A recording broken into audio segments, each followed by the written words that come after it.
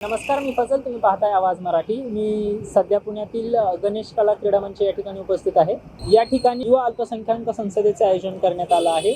या अल्पसंख्याक परिषदेमध्ये सहभागी होण्यासाठी राज्यभरातून आणि देशभरातून मुस्लिम विचारवंत, विविध पक्षाचे राजकीय नेते आणि मुस्लिम कार्यकर्ते एकत्रित जमले आहेत.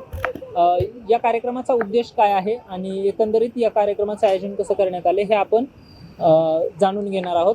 या अल्पसंख्याक युवा संसदेचे आयोजक हाजी जुबेर मेमन, आपण त्यांच्याकडून जाणून घेणार आहोत की या कार्यक्रमाचा उद्देश काय आहे आणि हा कार्यक्रम कशा रीतीने पार पडणार आहे. अल्पसंख्याक युवा संसद मायनॉरिटी युथ पार्लमेंट हे आयोजित आम्ही करतोय मागच्या 2 वर्षापासून. याच्या बेसिक आमचा एक उद्देश हे असतो की मायनॉरिटीमधले जे युवा आहेत ते लीडर झाले पाहिजेत, त्यांच्यातली लीडरशिप उभारून आली पाहिजे आणि युवांचे जे प्रश्न आहेत, अल्पसंख्याक युवांचे जे प्रश्न आहेत, स्टुडंट्सचे प्रश्न आहेत, जसं शिक्षण असेल, स्कॉलरशिप असेल, त्यांचे जॉब्स असतील, त्याच्यावर डायरेक्ट सांसदांशी, आमदारांशी, मान्यवरांशी जे स्टुडंट्स आहेत, युवा आहेत, ते संवाद करतात आणि स्वतःच्या प्रश्नांचे उत्तर घेतात. मागच्या वर्षापासून या वर्षी आम्हाला रिस्पॉन्स पण चांगला आहे आणि मागच्या वर्षात जे आमच्यासोबत व्हॉलंटियर्स होते, पदाधिकारी होते, युवा स्टुडंट्स जे जुळलेले होते, आम्ही पाहतोय की मागच्या 1 वर्षात त्यांच्यामधनं एक मोठी लीडरशिप फक्त पुण्यात आणि महाराष्ट्रात नाही तर देशभरात आम्हाला देता आली आहे आणि चांगलं एक लीडरशिप उभा करता आली आहे, त्याची आम्हाला खुशी आहे. कुठल्याही समाजामध्ये जोपर्यंत युवा पॉलिटिकली, सोशली ॲक्टिव्ह नसेल, त्या समाजाचे डेव्हलपमेंट करणं अशक्य आहे.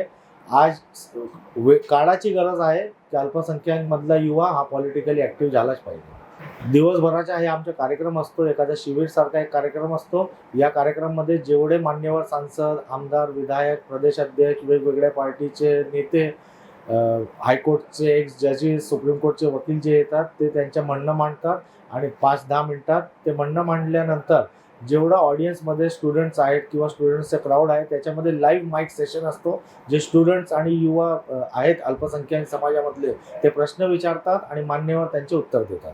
और रही बात अल्पसंख्यक की, तो जो तत्वज्ञान है, जो है तो फिलॉसफी जो है, जो संविधान है, वो कहता है कि उनके पर भी ध्यान रखा जाए.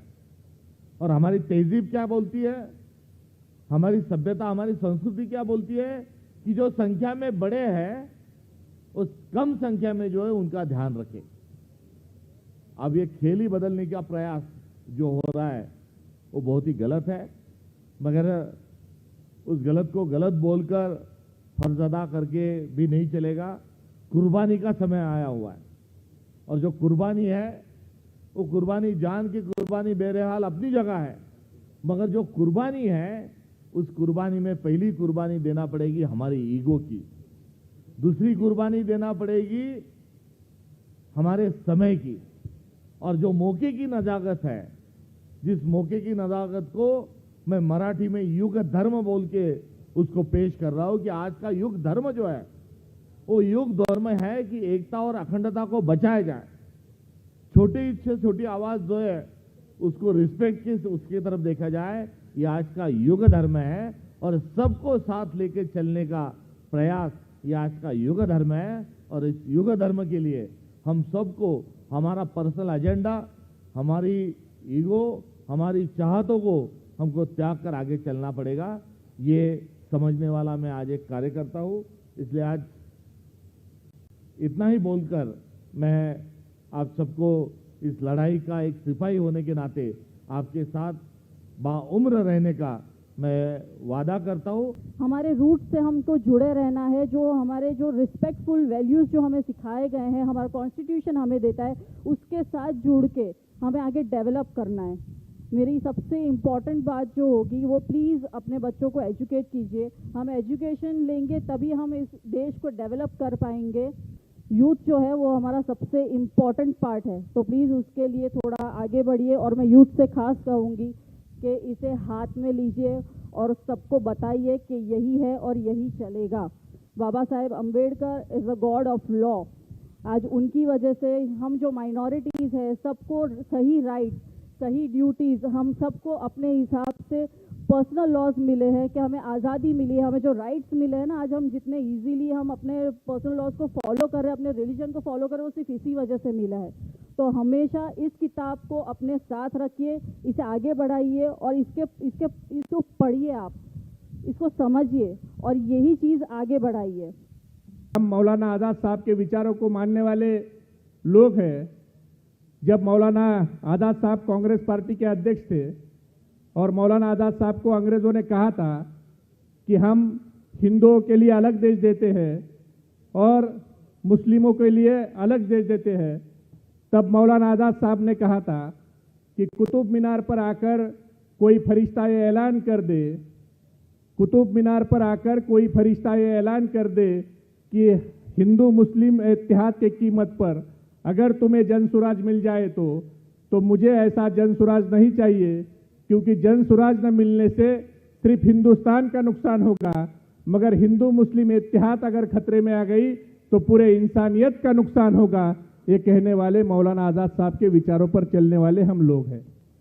और मेरे जैसे कार्यकर्ता को खुशी है कि मेरा जन्म भारत में हुआ, क्योंकि ये भारत ही ऐसा देश है जहाँ सभी जाति धर्म के लोग यहाँ पर एक गट्ठा रहते हैं। यहाँ पर हमारा हिंदू धर्म भगवत गीता के माफिक चलता है, यहाँ पर हमारा इस्लाम धर्म कुरान में बताए हुए आयतों के माफिक चलता है, यहाँ हमारा क्रिश्चियन धर्म बाइबल पर बताए हुए रास्ते पर चलता है, मगर मेरा भारत देश महामानव डॉक्टर बाबा साहब आंबेडकर ने दिए हुए संविधान पर चलता है। अल्पसंख्याक समाज हा राजकारणात, सक्रिय राजकारणात युवकांनी यायला पाहिजे। शिक्षणाबरोबर राजकारण आणि समाजकारणात योगदान असल्याशिवाय समाजाचे प्रश्न हे मांडण्यासाठी व्यासपीठ त्या ठिकाणी उपलब्ध होणार नाही।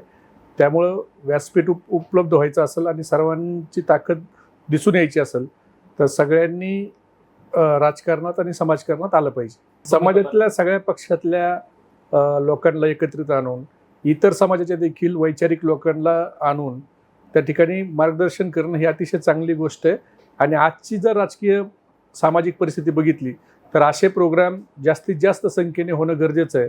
आज मला खास करून पप्पू यादव साहेबांचं भाषण हे अतिशय चांगलं आणि मुद्देसूद भाषण झालं। आज देशाची जी परिस्थिती आहे त्याच्यावर अतिशय चांगलं भाषण त्यांनी केलं आणि मला वाटतं आजच्या जनरेशनला, म्हणजे जी जनरेशन 16 ते 22 वयातली आहे, त्या जनरेशनला 50 वर्ष मागचा इतिहास आठवत नाही। त्यांना 2014 पासूनच पुढे देश स्वतंत्र झाला, 2014च्या अगोदर देशाला स्वातंत्र्य होतं हीच मुळात नवीन पिढीला हे माहीत नाही।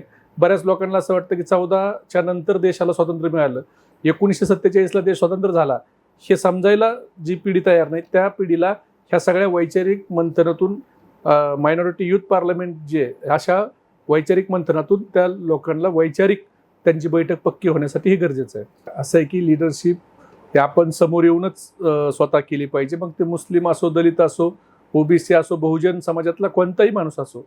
शेवटी आयतं लिडरशिप कुणाला भेटत नसते, त्याला स्वतः पुढे येऊनच लिडरशिप आपली सिद्ध करावी लागेल।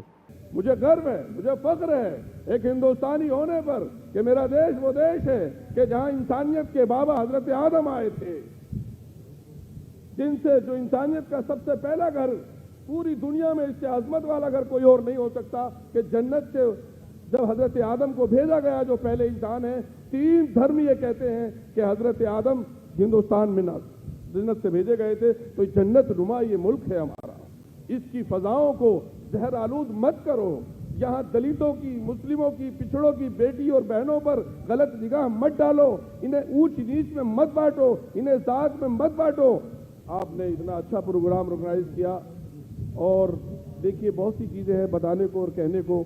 मुझे बड़ी तकलीफ हुई, हमारी पार्टी में जो यंगेस्ट मेंबर ऑफ पार्लियामेंट आए हैं, शायद देश की कमी पार्टियों में इतने होंगे, समाजवादी पार्टी ने एक रिकॉर्ड कायम किया है, उसमें प्रिया सरोज हैं जो दलित समाज से आती हैं, पुष्पेंद्र सरोज हैं, ये सब 30 से कम किलो हैं। ऐसे ही इकरा हसन है, आप जानते होंगे उनके MP इकरा हसन साहिबा हैं, और जियाउर रहमान बर्क साहब हैं। हम सब इकट्ठे होकर के कानून को, संविधान को, बाबा साहब के विचारों को और ये जो अभी हमने प्रेम्बल पढ़ा है इसमें जो बातें दी गई हैं इनको पूरा करने के लिए सब इकट्ठे हो जाएं। इंशाअल्लाह हमें उम्मीद है कि भारत दुनिया का वाहिद ऐसा देश होगा जो एजुकेशन का हब बनेगा, जो रोजगार सबसे ज्यादा लोगों को यहाँ मिलेंगे, दुनिया का सबसे खुशहाल, दुनिया का सबसे शक्तिशाली और ताकतवर देश भारत होगा जब हम इसके ऊपर पूरी तौर पर अमल करेंगे। मैं उम्मीद करता हूँ इसी मैसेज और इसी पैगाम के साथ कि ये कारवां आगे बढ़ता रहेगा और आइंदा और भी जो लोग हैं इस कारवां में जुड़ेंगे। मैं सभी का बहुत बहुत शुक्रगुजार हूँ। Thank you. और इसी में हम सब लोग मिल के जिएंगे, आगे बढ़ेंगे। फिर अंत में आप जो मुसलमान पैसे वाले हैं उनको बोलिए कि गरीब मुसलमानों को कैसे निकाला जाए। मदरसे को आप विज्ञान और अध्यात्म के तर्ज पर, कुरान के तर्ज पर आप आगे ले चलिए और अपने बच्चों को ITN, IAS, UPSC, VPSC इसमें आप भागीदार करवाइए। व्यवस्था में आप इन्वॉल्व होइए, व्यवस्था आपको इन्वॉल्व नहीं करेगी, व्यवस्था आपसे डरती है। इन्हीं शब्दों के साथ आप सबको अल्लाह हमेशा हर तरह के संकट से दूर रखे, हर तरह के दुखों से दूर रखे। अल्लाह आपके साथ खड़ा रहे। बहुत बहुत धन्यवाद। अल्लाह हाफिज। शुक्रिया। Political empowerment, short term political awareness का कोर्स डिजाइन कीजिए। हम भी बैठेंगे, आप बैठिए, दिल्ली के जो लोग हैं उनको बैठाते हैं कि कैसे 2 घंटे का, 4 घंटे का, 1 दिन का एक शॉर्ट टर्म कोर्स करके हमारे जो माइनॉरिटी के यूथ हैं उनको कैसे हम उनको ट्रेन करें और कैसे उनको इनवाइट करें कि आप जो है अलग थलग नहीं है, आप भी इस रेस में MLA बन सकते हैं, काउंसलर बन सकते हैं, कॉरपोरेटर बन सकते हैं, ग्राम पंचायत के आप सरपंच बन सकते हैं, ग्राम पंचायत के मेंबर बन सकते हैं। तो दोस्तों आपके सामने बस एक ही मैसेज छोड़ करके जाता हूं, आप पॉलिटिकल एम्पावरमेंट के लिए कोशिश कीजिए और जिस दिन आप पॉलिटिकली एम्पावर होंगे उसी दिन आपकी आवाज सुनी जाएगी। मायनॉरिटी यूथ पार्लमेंटने बरे काम केलेलं आहे लिडरशिप डेव्हलप करण्यासाठी। आमच्याकडे लई काय म्हणते त्याला एक्झाम्पल पण आहे कि आमच्याकडे कई लीडरशिप डेवलप पण झालेली है। आजम कैंपस के अंदर हमारे काफ़ी स्टूडेंट लीडर्स है जो पिछले साल काफ़ी टाइम पहले एक एक्टिविस्ट थे, स्टूडेंट एक्टिविस्ट, लेकिन आज माइनॉरिटी यूथ पार्लियामेंट के माध्यम से वो लोग स्टूडेंट लीडर बने और बेहतरीन तरीके से काम कर रहे हैं अपनी फील्ड में।